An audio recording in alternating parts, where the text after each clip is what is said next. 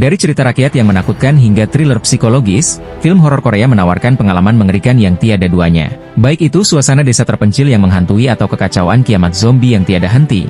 Film-film ini membawa penonton dalam perjalanan yang mendebarkan melalui sudut-sudut tergelap jiwa manusia. Berikut ini beberapa film horor Korea yang tayang di Netflix Indonesia.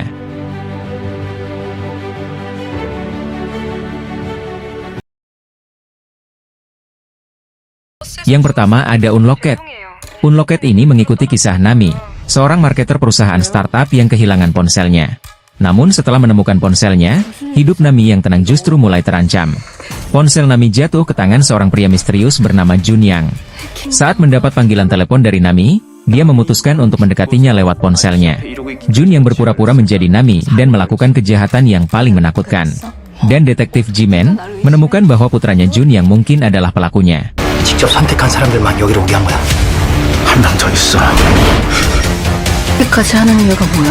네 폰 내가 주웠으니까. Film Uma mengisahkan tentang seorang perempuan bernama Amanda. Ia beserta putrinya tinggal di peternakan terpencil di Amerika Serikat. Mereka hidup dengan damai dan sederhana. Sampai suatu ketika, datang seorang pria dari Korea menghampiri kediaman Amanda. Ia membawa abu jenazah ibu dari Amanda. Amanda pun mulai merasakan hal-hal yang tidak menyenangkan sejak datangnya abu sang ibu. Ia sempat menolak keras untuk menyimpan abu kremasi tersebut, namun gagal. Sejak saat itu, kehidupannya mulai terancam. Ia dan putrinya kerap dihantui sosok ibunya dan sosok Gumiho, seekor rubah yang berasal dari cerita legenda Korea, yang selalu ingin mendapatkan apa yang diinginkan. Merasa tak damai serta hidup dengan penuh ancaman, Amanda memutuskan mengubur abu tersebut serta foto ibunya di halaman mereka. Namun, gangguan yang mereka terima justru semakin mengancam nyawa Amanda dan putrinya. Roh tersebut sempat berhasil memasuki dan menguasai tubuh Amanda, juga mencoba melakukan pembunuhan atas putrinya tersebut.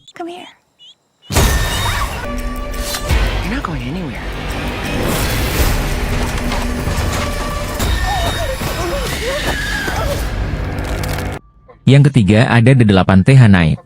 Film ini merupakan film misteri supranatural Korea yang dapat disaksikan di Netflix. Film berdurasi 115 menit ini menceritakan tentang misi seorang biarawan memburu roh ribuan tahun yang merasuki manusia dan melepaskan neraka di bumi. Semuanya bermula sekitar 2500 tahun yang lalu ketika monster menyeberangi jembatan dari neraka ke alam manusia untuk menciptakan penderitaan terhadap manusia. Buddha merobek kedua mata merah dan hitam dari monster itu dan menguncinya di dalam peti mati Arira yang berbeda. Sebelum mata merah menyerah kepada Buddha, ia melarikan diri selama 7 hari dengan bersembunyi di dalam tubuh manusia.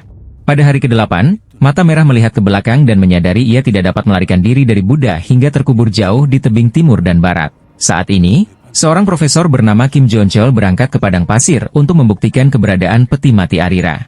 Dia menemukan relik yang diduga sebagai salah satu peti mati meskipun komunitas ilmiah menyatakan temuannya sebagai penipuan. Selang 14 tahun kemudian, Profesor Kim sekarang telah bertekad untuk membuktikan kebenaran penemuannya dengan menyatukan kembali mata merah dan hitam. Dia membuka peti mati dan menuangkan sebotol darah ke dalamnya, bersamaan dengan miliknya.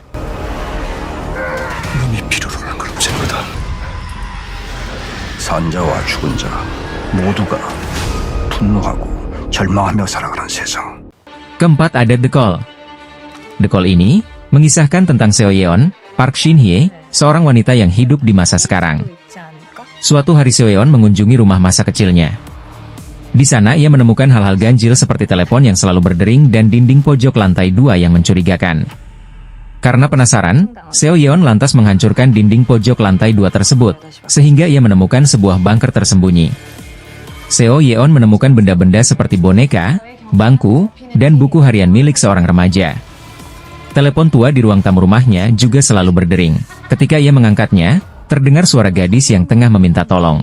Seo Yeon kemudian berkenalan dengan gadis yang ada di balik telepon itu yang diketahui bernama Oh Yang Suk, Jeon Jeng Seo. Usia yang sama membawa mereka pada pertemanan lintas waktu yang akrab.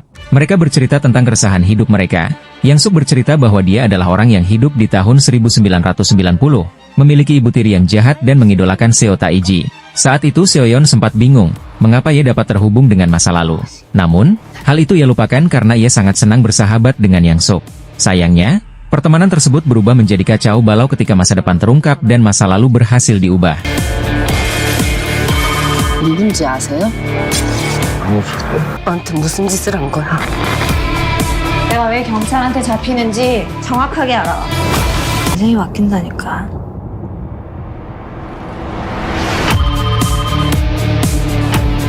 Film Swaha, The Six Finger ini sendiri berkisah tentang perjalanan Pastor Park dalam menyelidiki kelompok-kelompok agama aliran sesat. Suatu hari, Pastor Park disewa untuk mengekspos kelompok kultus Der Maun, yakni sebuah kelompok aliran keagamaan yang belakangan diduga berketerkaitan dengan beberapa kasus pembunuhan berantai. Berdasarkan penelusurannya, sekte Der Maun ini menyembah Swaha yang berjari 6. Swaha diketahui bukanlah dewa, melainkan manusia yang disembah dan mengarahkan para pengikutnya untuk menghabisi nyawa orang agar dirinya mendapatkan kekekalan. Selain itu, Pastor Park juga menganalisa kalau gadis bernama Geum Hua akan menjadi target dari kelompok pemuja Swaha ini. Yang keenam ada The Wailing. Film ini menceritakan tentang seorang polisi bernama Jonggo yang harus mencari kebenaran dari banyaknya kasus pembunuhan di desa Gokseong. Setelah muncul infeksi misterius, penduduk desa menjadi gila dan membunuh keluarga mereka dengan kejam. Jonggo pun berusaha mengusir roh jahat bersama seorang dukun desa bernama Il Guang. Polisi ini pun harus dihadapi dengan pilihan untuk mencari kawan dan menghindari sosok jahat di balik orang-orang yang ada di sekitarnya.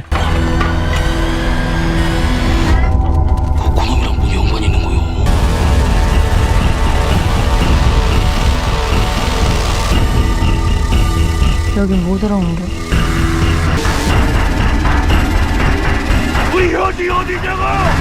부자님 모여야 되네.